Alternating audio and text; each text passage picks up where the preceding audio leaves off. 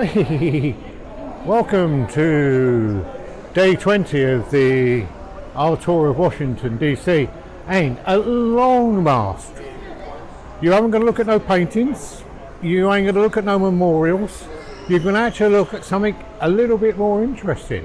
And if you look behind me, you can see it. Yep, if you've not recognized it, it's the space shuttle. Finally made it.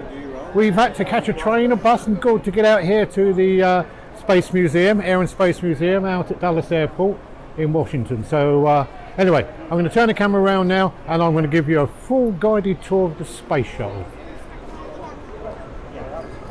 I think. Yeah, I just didn't realise how big it was. And this is an actual one. It's not the copy. It is the actual one that went to space. I tell you which one. Oh, it's Discovery. This is Discovery, and I think Discovery did more trips than any other space shuttle. You can actually see all the tiles on the bottom and the maneuverability jet thruster holes there. It is, wow.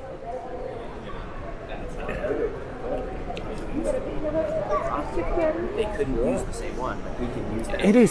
It is amazing how long it is, and the way all those tiles fit so closely on the bottom. Wow. It's a bit burnt now. Oh, I didn't realise that the actual top of the space shuttle is covered with bits as well. Look at this. And it's got its own wheels because it landed. It did land on the runway, didn't it? Anyway, let's go up these stairs here, and then we can look at it from above.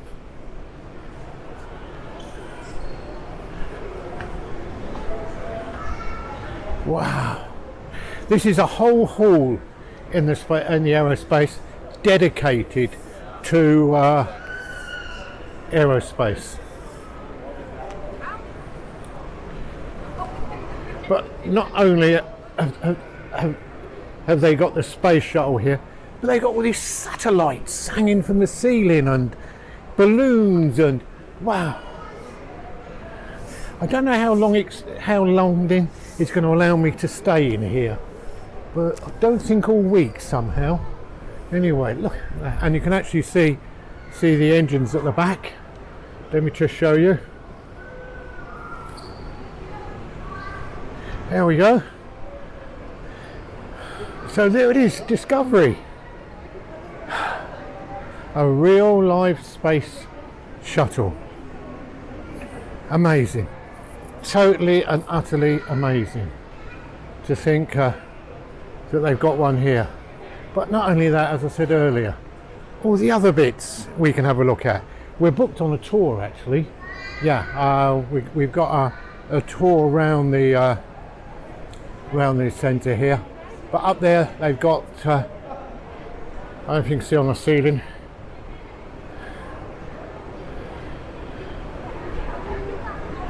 they've got one of the telescopes, and over here there's well, it's just so much to see, all different satellites and things and bits. Even got a spaceman hanging from the ceiling. It's, well, no. Anyway, I'm going to stop talking. I'm going to go and have a good look round now.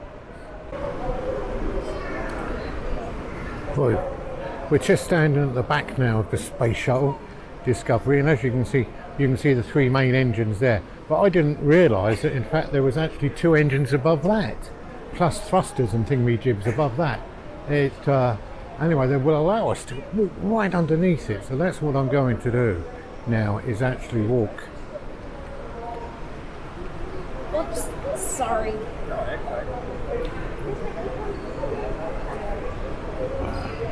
Walk underneath the and I'm actually standing directly under the heat shield of the shuttle. It is, wow, just, and we sent this thing all the way up. Well, and these hilt shields. There's just hundreds, and they're all fitted so perfectly. I bet they had some Italian lay these tiles, because the Italians are the best at tile laying, aren't they? So I bet they did it. I bet the Italians did it, yeah. Look at that. Yeah. And for those younger people amongst us who don't remember, the actual shuttle, when it took off, it took on the back took off on the back of a big rocket there, and there was, as you can see, this is the shuttle here, the big orange thing in the middle. That was the fuel tank, and then you had two solid booster rockets on the side. They detached, and then the rocket carried on, taking the fuel. Wow, yeah, it's just amazing, the whole thing.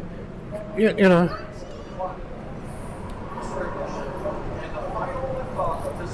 Anyway, let's just carry on walking around, shall we? This video might go on longer than any other one. Yeah, they've even got the robotic arm, which used to launch the satellites from inside the cargo bay of the shuttle, because the shuttle had loads of doors on the top, and they would open up, which gave access to the shuttle bay, which is, I think, the size of maybe two cargo thingamajibs. And this, rather than them launch with little rockets, they had this army thing, which is this long thing, which was actually built by the Canadians, because they've very carefully gone and put their stamp on it, and then that would grab hold of the satellites that were in the cargo bay and actually pull them out and launch them from the cargo bay, so it didn't cause no damage to the shuttle. And that was actually mounted inside the cargo bay. Wow, brilliant. Right, we're back into the main hall now, and we're just going to have a look around the Blackbird, that spy plane that they used in the, I think, 80s and 90s, flying over Russia. It used to stay up apparently in the air for 2 days, 48 hours, but it flew so high it couldn't be detected, and because of its shape and its size, radar couldn't spot it.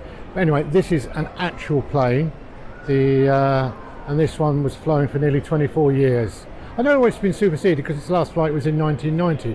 I presume it's been replaced by drones. But anyway, let's go over and have a look at it, shall we? Well, let's do it from tip to toe, as they say. There's the start of it. I'm not sure how long it is, but by God, it is long.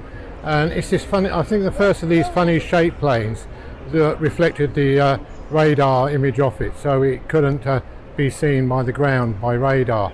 And its two engines are hidden in very big engine cowl, which obviously keep the heat source away, so it can't be picked up from heat either.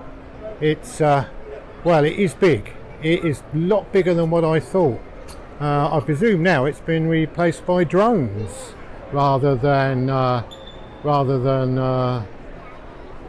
planes like this, because, as I said, it stopped flying, I think, in the year 1990.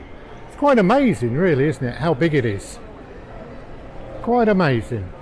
Yeah, wow. There you go. I don't know if this was the one that the film Firefox, was it Firefox with Clint Eastwood, was based on, when he went to Russia or somewhere and stole it back. I think this was the same plane. Anyway, wow. It's good to see. That was an extra bonus, that was. Wow. That's 3 hours spent looking at aeroplanes. And I've just said to Lynn, can I go around and look again? And she said, no, it's time to go. Ah, but never mind. I thoroughly enjoyed myself. Did you hear that? She's spaced out. She doesn't want to go around again. No, I can't understand the reason why. We went round. We saw the pandas 7 times. Yeah. Anyway, I think she's going to go and get a sticky badge. Are you? Okay. All right, let's go and find the bus now. Well, that was good fun.